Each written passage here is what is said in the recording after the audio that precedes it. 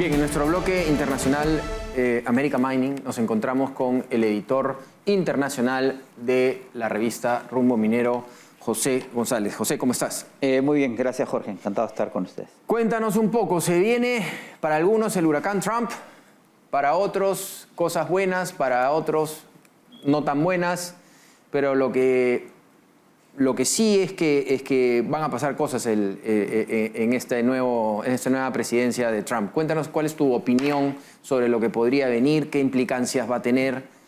Este año 2025 va a ser singular en la medida que las dinámicas económicas y geopolíticas, en virtud de las tensiones que estamos viviendo a nivel de todo del planeta, van a tener un nuevo encuentro entre Xi en China y Trump en los Estados Unidos. Recordemos que previo a la pandemia una guerra de tarifas entre los Estados Unidos y China que tuvo efectos que terminaron siendo resueltos de alguna forma por la administración Biden y regresan. ¿Y por qué es importante? Porque las dos hegemonías económicas del planeta vuelven a entrar en una dinámica que puede ser de tensión, podría ser constructiva. Todo va a depender de cómo el presidente Trump enfrente estas nuevas relaciones y cómo reaccione China después de los arreglos que se habían llegado a la administración Biden. La economía norteamericana sigue siendo la economía que lidera las dinámicas globales, una economía de 23 trillones de dólares.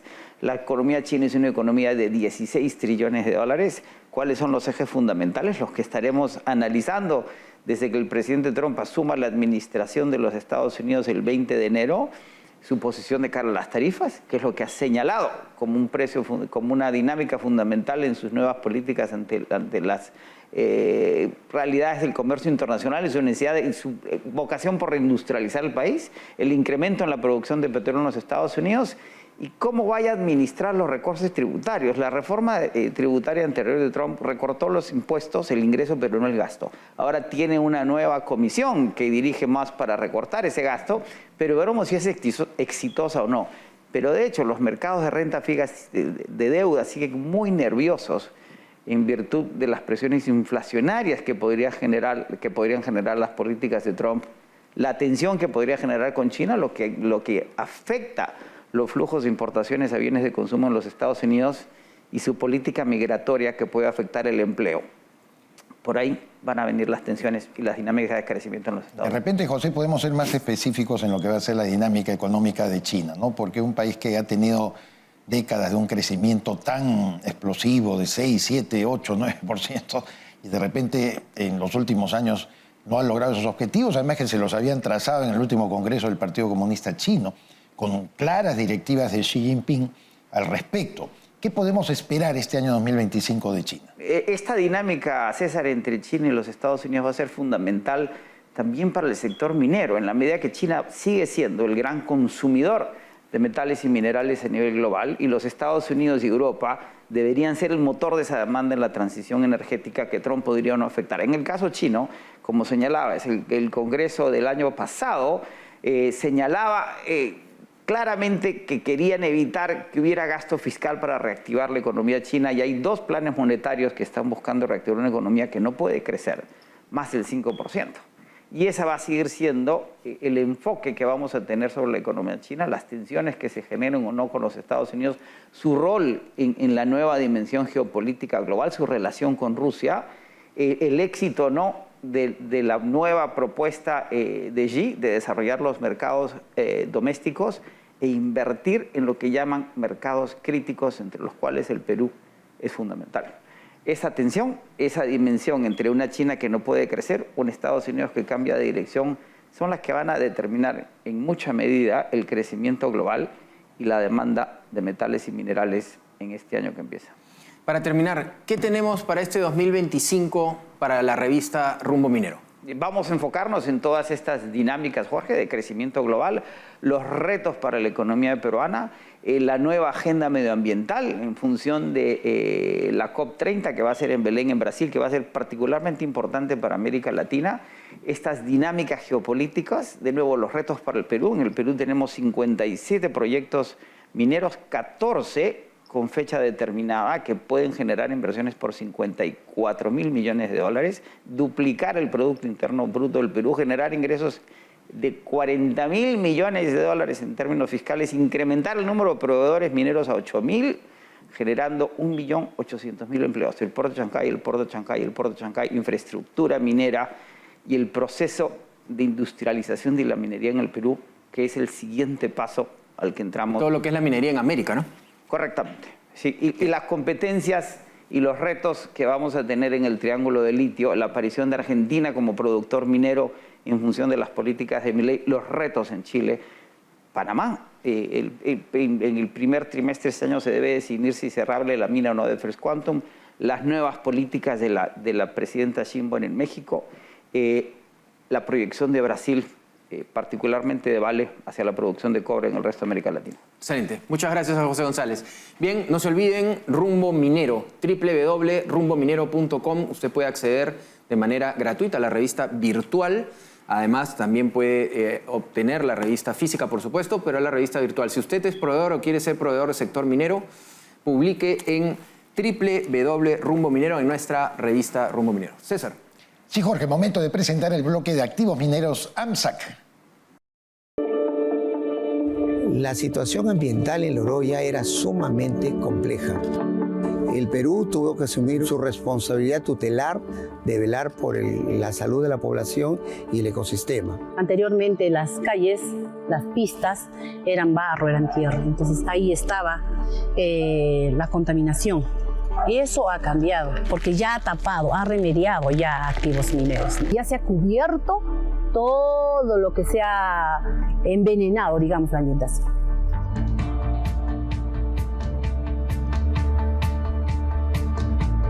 Hoy en día ya Alto Marcabay ha desarrollado bastante, uno en el comercio, uno en el transporte, se ha creado fuentes de trabajo, ya es otra calidad de vida prácticamente. Este lugar, como dice, ha desarrollado bastante, ¿no? Gracias a eso ya tenemos un desarrollo más de nuestra asociación de acá de Alto Marcabay, ¿no? Inclusive los animales anteriormente sufrían de la renguera que se habla. La renguera, unos animalitos que no podían caminar por los pastos, por la contaminación, todo. Hoy en día desapareció esa enfermedad. En estos espacios, con suelos expuestos, con suelos contaminados, jugaba con mi hermano, con mis amigos, con mi familia. Me llena de alegría trabajar en una empresa que ha hecho el cambio en Loroyo. Los niños de hoy tienen una realidad totalmente distinta.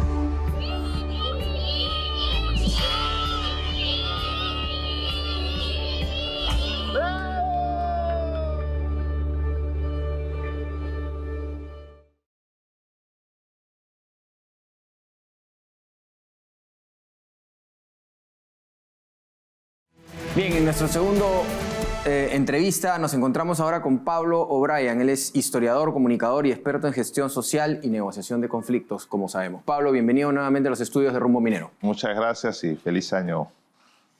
Pablo, cuéntanos un poco, la frontera entre Perú y Ecuador, un tema nuevo, no sé si nuevo, pero por lo menos que ha saltado a la luz pública, especialmente en la región donde se desarrolló el conflicto entre ambos países, el CENEPA, ¿no? Se ha convertido en un foco de minería ilegal de oro, debido al debilitamiento en los últimos 2 años de las instituciones públicas que deberían velar por el bien de la población y la salvaguarda del territorio nacional. ¿Cómo tomar este tema? O sea, esto es una fiebre del oro en Perú que hace que los países empiecen a pasarse por un mal control migratorio y vamos a terminar en una minería ilegal peor aún. Lo que es, este tema ya viene de mucho tiempo atrás, ¿no? En realidad esta minería ilegal de oro, ilegal de alguna manera, informal, llamémoslo así, en Ecuador ya tiene muchos años. Entonces recuerdo mucho que cuando trabajaba en el Ministerio de Energía y Minas, se encontraban trazas de mercurio, por ejemplo, en el río Morona, que está muy cerca de la zona petrolera, ¿no? De Andoas, por ejemplo, el campamento de Andoas que tiene el Perú, que es de Petroperú ahora. Y entonces siempre se encontraban trazas y se trataba de culpar a las petroleras de esto, cuando lo sabemos que las petroleras no usan mercurio, ¿no? Entonces, esta digamos, migración, traslado de mercurio por el río era por la activa, digamos, en valga la redundancia, actividad minera que había en la zona. Eso se ha ido trasladando también hacia el lado de Perú. Estamos hablando de la cordillera del Cóndor, ¿no? Que siempre se dijo de que tenía mucho oro. Y ahora se está, digamos que explotando desde los dos lados. Y ahí hay un contubernio entre ecuatorianos y peruanos, entre pueblos Pero se están indígenas. pasando los... Se están pasando, O efectivamente. sea que ahí hay una llamada...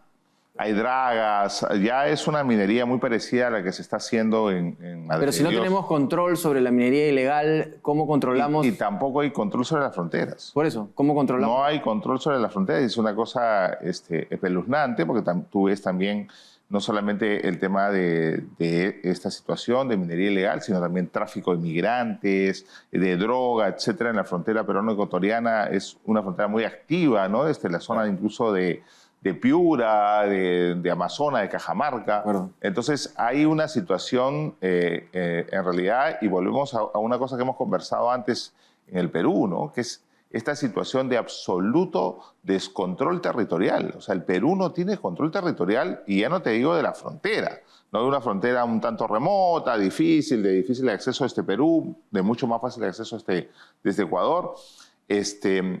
Te digo en Chilca, ¿no? O en donde ya hay tráfico de terrenos, ese tipo de cosas, que hay asesinatos todo el tiempo, ¿no? Entonces, el problema es de ese deterioro del país en ese sentido, ¿no?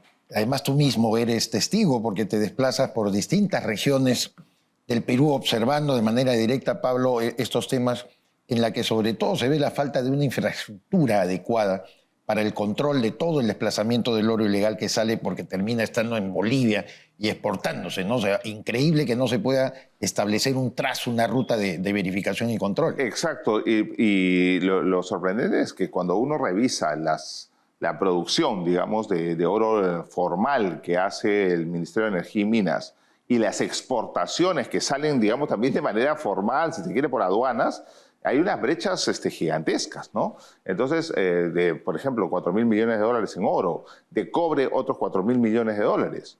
Entonces, ya estamos hablando de cifras que se acercan a los 10.000, 12.000 millones de dólares solamente en temas de oro ilegal. O sea, y se exporta hierro, plomo, incluso estaño, o sea, molibdeno. O sea, estamos en una situación de absoluto y total descontrol. Y como en el caso del narcotráfico, no es ocioso pensar que tiene que haber de todas maneras actos de corrupción de algunas autoridades que permiten que esto ocurra, ¿no es cierto? Así es. Y uno de los problemas que también lo hemos señalado anteriormente aquí tiene que ver con el control de insumos químicos. Exactamente igual que en el caso del narcotráfico. Y ahí habría que preguntar qué está haciendo la SUNAT, porque la SUNAT es justamente la encargada del control de insumos químicos, ¿no? Entonces, debiéramos presionar más y debería haber una actividad, por lo menos deberían darnos un informe de qué están haciendo para controlar los insumos químicos, porque sin insumos químicos no hay ninguna de estas dos actividades, ¿no? Claro.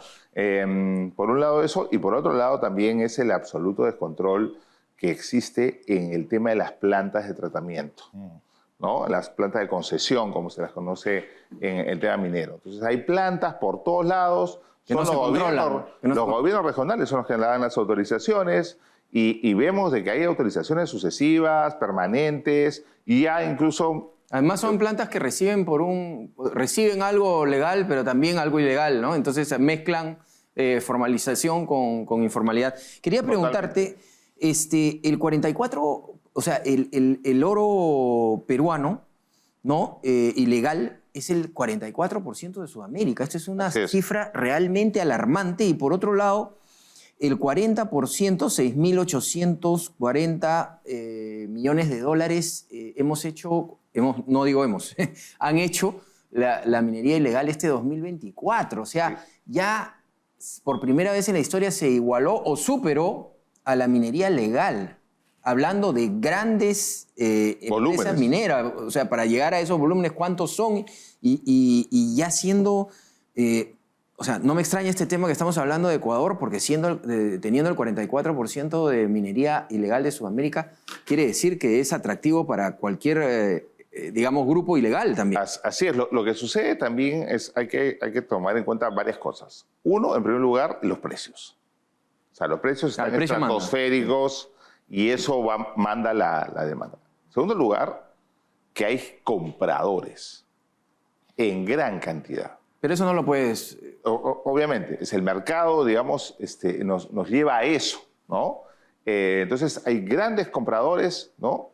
Y por otro lado, pues hay un absoluto descontrol territorial. Entonces es materia fértil, digamos, para poder desarrollar estas actividades. Esto es cuestión de los militares, ¿no? Claro. Esto es cuestión de los militares. Esto es una cuestión, en la frontera es cuestión de los militares. Obviamente. Realmente, o sea, tú no puedes permitir de que estén haciendo actividades de extracción de un recurso natural, ¿no? Del país, que además es de todos los peruanos, y con, digamos, empresas que son extranjeras y que se los llevan. Además hay toda una ley que no te permite desarrollar actividades en los 50 kilómetros en frontera. de la línea de frontera, y sin embargo acá lo hacen pues a 5 kilómetros. Ese es un adicional. Ese es un adicional. Entonces, ¿dónde está supuestamente este control? No dejan que un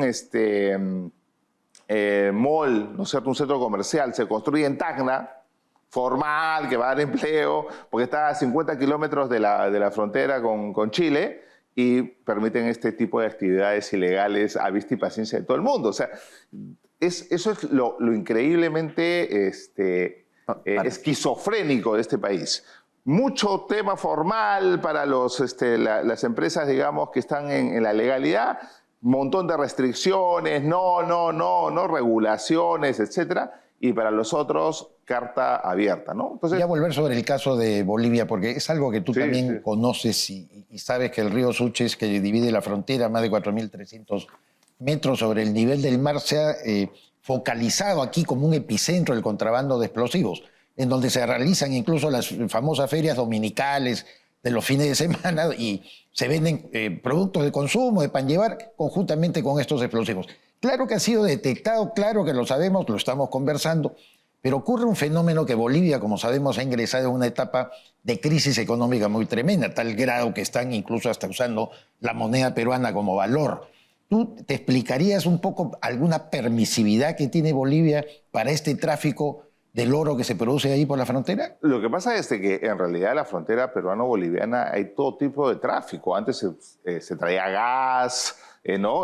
Petróleo, gasolina, todo tipo de combustibles, armas, oro peruano que pasaba a la frontera. Incluso Bolivia no produce oro y sin embargo exporta oro, ¿no es cierto? Entonces hay esa permeabilidad, esa capacidad que hay ahí. Digamos que es universal, con todos los productos. Y evidentemente el contrabando de explosivos, sobre todo para la zona sur andina, ¿no?, es muy activa. Pero no es la única manera, ¿no? O sea, la gran mayoría compra a través tienen permisos de SUCAME, que son falsos. Hay un tráfico, digamos, de explosivos muy grande en el Perú, y ahí nuevamente volvemos al tema de qué están haciendo las empresas, las instituciones reguladoras como SUCAME, etcétera, para controlar este tipo de insumos, ¿no? Si uno corta los insumos, la actividad va a disminuir, ¿no? Y el otro tema es la trazabilidad del oro, etcétera, que se puede hacer. O sea, es muy fácil. Realmente la tecnología te permite establecer de dónde está proveniendo cada uno. La cuestión es la corrupción que hay también, ¿no? Y la corrupción definitivamente hay mucha gente que se hace de la vista gorda, ¿no? O sea, para poder trasladar todos esos camiones de cobre, de oro, por las rutas del Perú, es muy fácil controlarlas.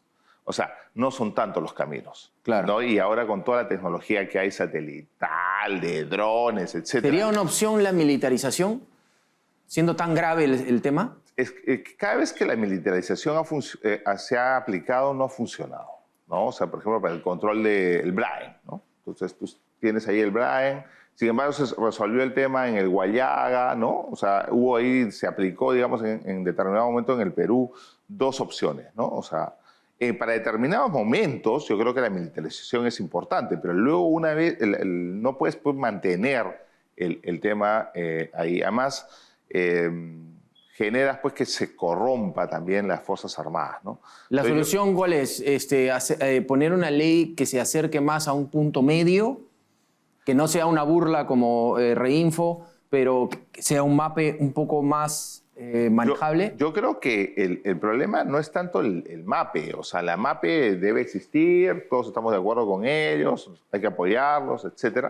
El problema son los informales e ilegales y gente que absolutamente nada quiere. No le interesa para nada. No le interesa nada. Entonces, hemos visto posibilidades de que se vayan a otros lugares, pero no quieren quedarse ahí donde están explotando. Me queda poco tiempo y no quería desaprovechar la pregunta. Campaña electoral.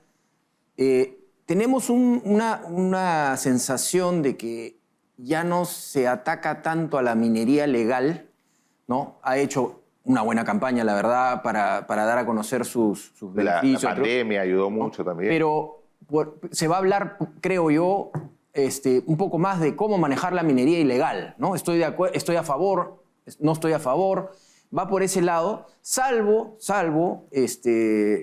radicales como Antauro, como Singri Bazán, que quieren ir han ido al Valle del Tambo y han hecho una toma donde salen 20 personas, pero parecen 200, ¿no? Que ya es un tema recurrente, pero parece que el tema, no sé si tú coincides con eso, el tema va a estar más por el tema de la minería ilegal. Sí, estoy totalmente de acuerdo. Además, yo creo que ya ha sido, solo que ha estado más camuflado, no lo hemos visto. Se vio muy fuertemente con Humala, ¿no? Humala llevó a varios congresistas, le decía el congresista Come Oro, no sé si lo recuerdas.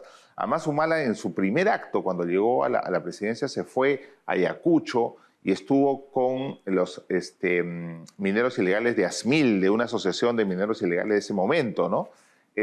Lo mismo ha ocurrido, yo creo que en otras campañas en donde han... ¿Y qué podría pasar ahora con la cantidad de plata que hay de la minería ilegal para la campaña, para los radicales sobre todo? Yo creo que lo hemos visto con Castillo y creo que ahora va a ser mucho mayor porque si algo han demostrado los mineros ilegales a lo largo del digamos, 2019 en adelante, es que han conseguido leyes del Congreso que les han permitido ampliar el Reinfo. 2019, 2021, 2023 y ahora 2025, o sea, 2024. Entonces, hay una progresión en ese manejo y ese tema va a ser un tema absolutamente importante y ahí sí sería muy importante que tanto las autoridades electorales como la Fiscalía estén muy de cerca para saber cómo se están financiando las campañas electorales. Y que actúen en el momento, no después de la elección. En el momento. Muchísimas gracias a Pablo O'Brien por estar con nosotros. Agradecemos, esperemos tenerte en otro momento. Muchísimas gracias por la invitación. Bien, ahí está el llamado al gobierno. Muchísimo cuidado en la campaña electoral. Hay que sancionar en el momento a los partidos que estén recibiendo dinero ilegal. Vamos a una pausa comercial y regresamos.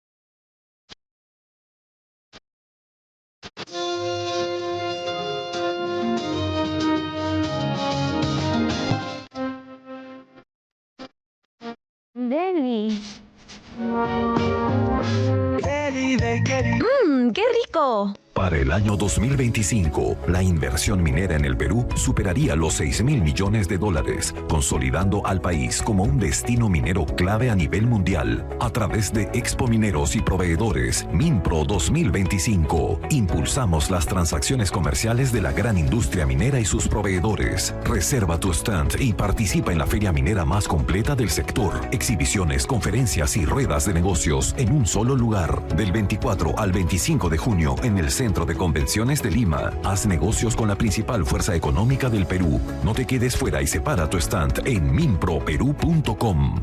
El Grupo Digama lanza la nueva multiplataforma internacional Rumbo Minero America Mining, dirigida a proveedores mineros y ejecutivos de empresas mineras en el Perú y en toda América. Anuncia en la revista Líder Rumbo Minero, su mejor herramienta de negocios en el sector minero. Más información en www.rumbominero.com.